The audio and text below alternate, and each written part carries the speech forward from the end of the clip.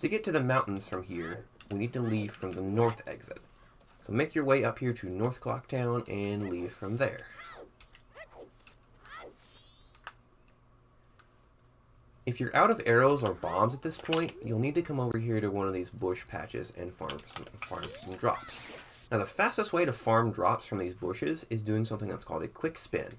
So normally for a spin attack, you need to hold the button down and then release.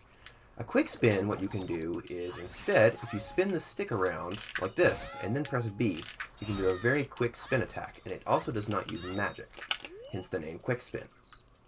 It's kind of tricky to get down, but once you can get it down, it becomes very, very useful, not just here, but in a couple other spots, especially if you're playing on the English version. So I do highly recommend trying to get this quick spin motion down.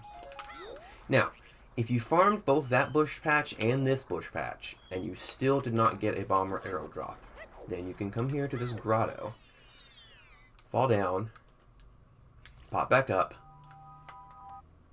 and this will reset both bush patches so you can try again. Now, hopefully you don't get really bad RNG, and you don't have to do that, but in case you do, you do have that option. Now, on the way to Mountain Village, I want to show off a really cool looking time saver that's very easy to do. So notice how whenever you pull the bow, Link has to take a second to pull it out, especially if you have your sword in your hand. What you can do is something called a Quickdraw. So on the way to Mountain Village here, when you're jumping off this ledge towards it, if you hold the target button and then pull bow and shield, you can do that's what's called a Quickdraw. That way Link is doing that drawing animation while he's in midair, and that saves a little bit of time. It's very, very small, but it looks really cool, and I do recommend trying to learn it, because it's really not hard at all. Now this slope right here, this is one of the situations where side hopping up is actually slightly faster versus just rolling up or back walking up. These slopes right here, I mentioned this earlier in the intro, but side hopping up a slope is slightly faster than rolling up or back walking up it. Get up here, we want to target this stalactite here twice and shoot 2 arrows at it. And that will make it drop and remove the ice, and now we can head up to Mountain Village.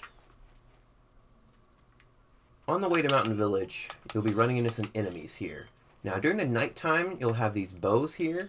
During the daytime, you'll instead have tektites. It's a very small detail, I just wanted to point it out, just in case you get to this point and there's different enemies here than I have right now, and the reason for that is because of time of day. So, these boulders up here, these are the reason why we need a bomb drop. So you can pull the bomb right about right here as you're passing this tree, and this will blow up the boulders for you. Then you want to line up a angle where you can just backflip, be careful of these guys, where you can just kind of backflip up all these ledges instead of climbing up them, like so. And then once you pass this tree that's right here, you want to turn and back walk to the Mountain Village.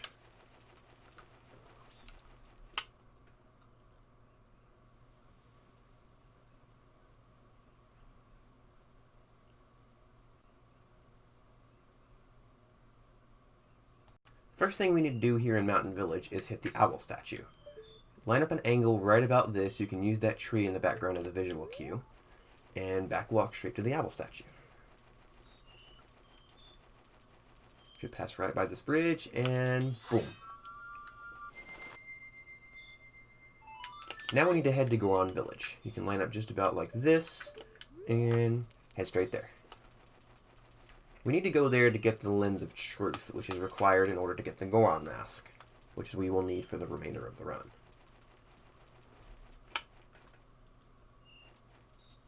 There's a couple different ways you can do the movement here. What I like to do is line up with that ice that's way back in the background, turn around, and then use this corner right there as a visual cue. As soon as I see that, let go of target and then a roll jump.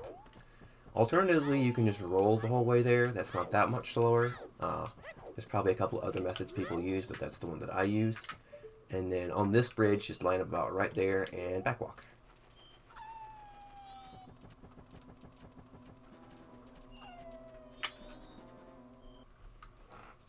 Here in Goron Village, remember how I said it's important to get here before day 2.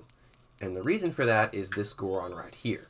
This guy is only here on day 1 and night 1. So if it's day 2 by this point, this guy will not be here. He'll instead, I believe, be rolling around in this snow boulder here, and he won't be able to open the Goron Shrine for you. So you definitely want to make sure you get here by, at the latest, night 1. When you want to talk to him, select that first option, and then he will open the Goron Shrine for you. We need to go into the Goron Shrine to talk to the Goron baby in order to start the checklist for obtaining the Goron Lullaby, which is going to be needed in order to get into the next temple. Now, normally you'd be hearing the baby scream right now. I'm playing currently on the Zelda Codes modified version of the game, which removes that scream until you get all the way up to the top, but just want to make a little note of that. Roll all the way up here. And then once we get in here, you want to target the baby and talk to him. And then once you talk to the baby, that's all we need to do. Come back down here, and then you can line up a back walk and backflip over the fence. And then leave. Like so. Our next order of business is to get the Lens of Truth. On the way there, I want to point out a couple of things. Number 1, there's Deku Nuts in this snowball, and then there's always a Deku Stick in this snowball up here. These are really only relevant if you play Song of Time at bow, or if you're good enough to not need a Song of Time at all, since playing Song of Time you'd lose those anyway, but I did want to point those out nonetheless. The second thing is I want to talk about something important regarding rolls. When you're rolling, if you mash the roll button, you see how Link kind of hesitates and stops before he begins his next roll. You don't want that to happen. What you want to do instead is delay the A press slightly, give him just a second to take a step, and then press the A button. You can see how instead here he's not really stopping, he's just continuing to roll. The reason I point this out now is because there is an exception to this. When you're on ice and Link is kind of slipping around, you can mash the A button and you won't have that hesitation. But when you're on any other normal terrain, you want to wait just a second before beginning another roll. That way you don't have that hesitation. Now, Lens Cave. The platforms to reach Lens Cave are always there, they're just invisible. You can talk to the owl here. If you get close enough, he'll talk to you, and he'll ask you if you want him to show you the way. You can say yes or no. If you say yes, then he will fly and drop feathers onto the platforms and show you where they are. I'm going to say no, and instead I'm going to show you how to go across them without needing that. You can kind of use this corner right here as a visual cue for the first one. Just do that. The next one is sort of this way. Sort of aim just a little bit to the left of where that entrance is. Jump. Okay. Next one is somewhat upright. Get the shrine kind of off camera, sort of like this. And then jump. And there's that next one. The next one is this way. This angle should be good right here. Turn for the next one. This should be good for this one. And then the next one is just a straight shot. And bada bing, bada boom, we've got our Lens of Truth. Let's roll through the bushes here. There's actually bomb drops right here as well. If you played Song of Time earlier, or if you don't need it at all, you can grab some bomb drops from here. There's a couple other drops on the way, so these aren't really critical to grab, but they are worth noting at the very least. Da-da-da-da, we got our Lens of Truth. Here at Lens is the second of the 3 points where you can play Song of Time. We're going to be soaring back to the mountain village owl we hit on the way here, so playing Song of Time here has less repercussions. Incidentally, this is the point that I personally recommend playing Song of Time if you need one to make it to Epona. There will be convenient item drops on the way to Goron Mask and Goron Lullaby coming up, and if you play Song of Time later, you will have to get those item drops elsewhere. Playing the song at bow means you have to farm for bombs and arrows on the way to mountain. Playing here gives you the most amount of in-game time for the upcoming temple without causing any inconveniences. For the purposes of this tutorial, I'll be putting off playing the song until the latest point, but I wanted to point out that playing here has the least amount of consequences. After Lens, the next item to get is the Goron Mask. You're intended to go back to Goron Village and use the lens to follow Darmani's ghost back to his grave, but you don't actually need to do this. play the Song of Soaring, and soar to the Mountain Village Owl that we hit earlier. The Mountain Village Owl is the very top one here.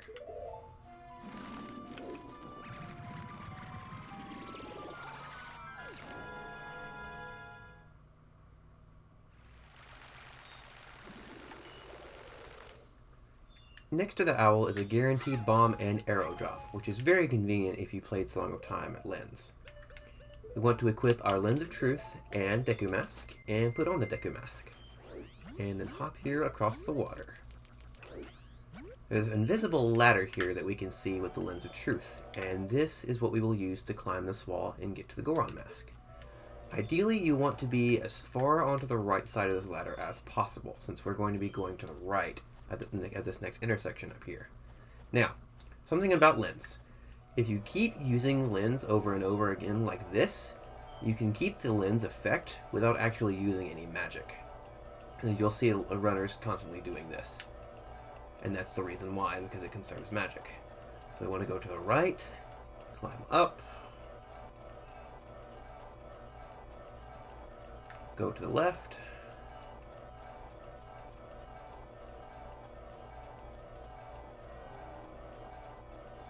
go to the right,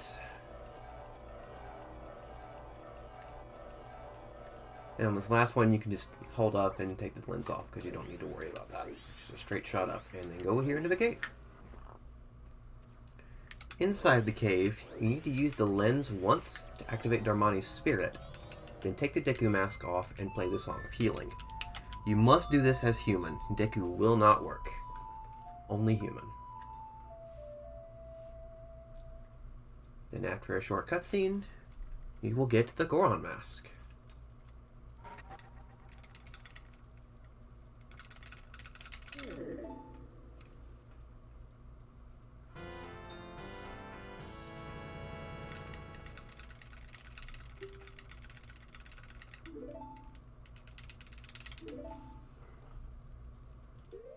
Once you get the Goron Mask, equip your empty bottle and Goron Mask, and keep the Deku Mask equipped. Recall how when we put Deku Mask on for the first time, we were unable to skip the cutscene that it plays. This also applies to the other transformation masks. However, this time we have a way around it.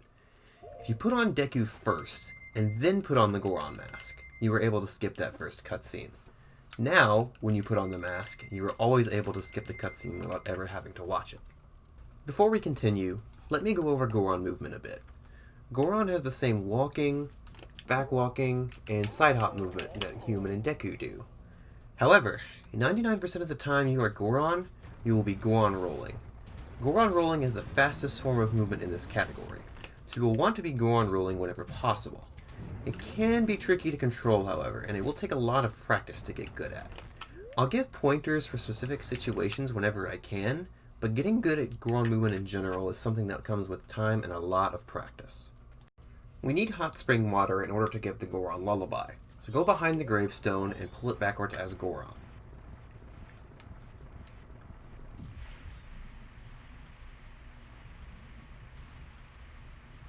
And then we can catch some hot spring water in your bottle.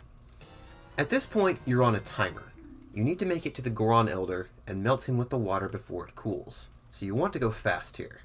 Once you get your hot spring water, quickly go outside. As soon as you gain control, press and hold the A button to curl. There's a Goron here to the left that will talk to you if you get too close. So we want to avoid him by going right. Here in the snow, Goron Link will skid across the snow as he builds up spikes. What you want to do is aim for the wall here, so that you hit the wall and bounce off toward the direction of the Twin Islands, as so. And then you can grab as a magic drop right here, and then just head on to the Twin Islands. Now, if you're not comfortable with doing this, instead what you can do is come out here, take off the Goron Mask, and then jump down as Human. You can land on this one ice here, and then put on Goron Mask and roll from here. This does make the window to make it to Elder a little tighter, so I do recommend practicing the wall bonk method if it's not too difficult. And then what you want to do here in Twin Islands is roll over here, Goron Elder's over here during day 1. Now, he is in a different location in day 2. I'll show that in just a little bit. But for day 1, he's always inside this big snowball over here. Then we have to talk to him twice. Once is not enough. Twice. And then he will teach us the Lullaby Intro.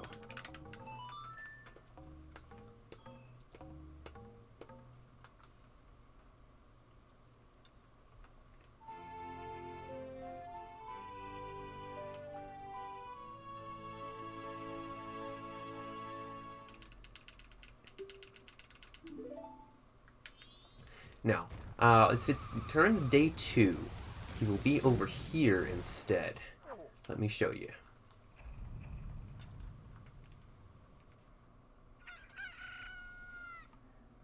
Day 2, he is right here instead of all the way over in the other corner. Ideally, it wouldn't be day 2 by this point, but just in case it is, I wanted to show that. Once you've talked to the Elder and learned the Lullaby Intro, then we just need to head to the Goron Shrine. We need to go into the Goron Shrine to continue learning the Goron Lullaby, but we don't have to talk to a Goron to do that, because since we have Goron Mask, all we need to do is come down here and do a Goron Pound, and the shrine will open. Very, very convenient. Then we just have to roll up here to the baby, and equip our ocarina and bow, and play the Lullaby Intro.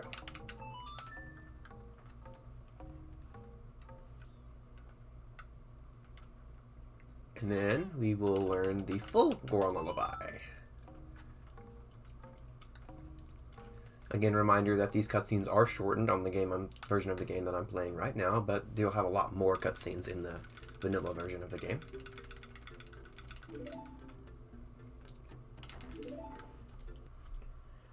Here at Lullaby is the latest point you can play Song of Time without serious repercussions.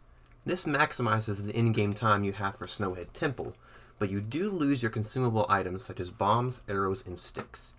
In this room, there are 2 convenient stick pots you can grab. These pots here are the main reason I recommend playing Song of Time at Lens instead of here. Bombs and arrows are easy to restock, but sticks are very sparse, and you would have to go out of your way to get more if you played Song of Time here. For this tutorial, I'll be playing Song of Time here, and I'll show you where you can get another stick later on.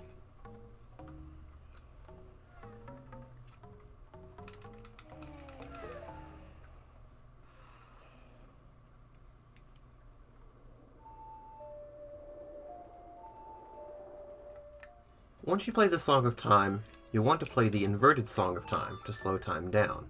This applies for any of the 3 points where you play Song of Time, not just this one. When you play the song, make sure you mash the buttons, otherwise you'll have a longer cutscene there. Then after that, you'll want to soar to Mountain Village, so we can make our way to Snowhead.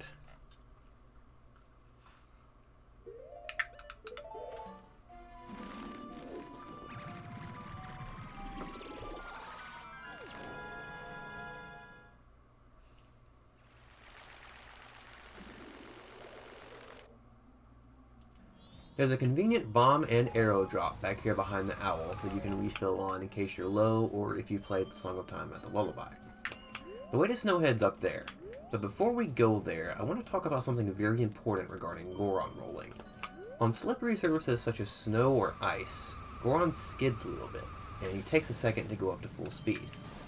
What you can do instead is something called an ESS roll, where you can basically get like a full normal roll speed from a standstill. I just got one right there. It's kind of difficult to do. What you have to do is you have to push forward and then pull the stick back towards ESS position, which is just slightly outside of the dead zone of the control stick. It's a little bit more difficult to do on the Wii Virtual Console version, as the dead zone mapping is it's a lot larger than it is on Nintendo 64. But if you can get the technique down, it does save some time in certain situations. Let's head over to Snowhead. There's also a magic drop right here, so if you're low on magic, you can grab a magic drop right there. And off we go. On the way up to Snowhead, you'll want to be careful about this one specific corner here. There is a spot on this this seam right here, where if you're trying to charge a Goron roll and go over it, then you will actually like lose your charge. Right there. It just happened right about there. It's kind of hard to show off, but it does happen if you're not careful. What I recommend doing to avoid that is when you come into the area like this, instead of pushing forward and starting a roll, start your roll from a standstill. That way you'll have your charge all the way up and have spikes before you even hit that spot, and that way that will never happen to you. You want to roll across here, hop across these ramps, and make our way up to Snowhead Temple.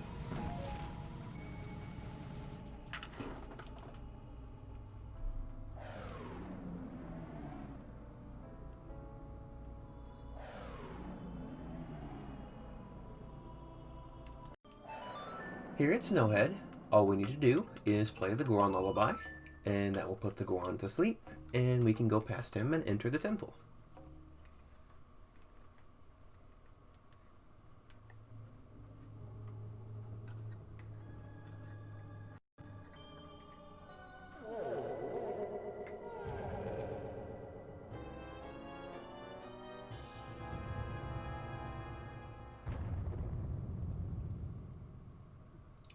There is a magic, bomb, and fairy drop right here, in case you need any of those. Now, it is possible to make it all the way from here into the temple with a single Goron roll. It is difficult to do and requires a good understanding and being very comfortable with the way Goron works. There's only a couple pointers I can really give you besides just practice a lot, and one of the main ones is right here at this corner. So typically what happens at this corner, you kind of have a little hop there. It's difficult to see when they're going so fast. But this one corner is pretty infamous for having that little bit of a hop. And really all I can recommend then for this is to try to stay on the right side. Hug the right side of the slope. That way you have the least amount of hop there. And just in case, you can also account for whatever hop that you get. So, sort of like this. If you do it just right, you won't get any hop at all, but staying on the right side ensures that even if you get a little bit, you can account for it.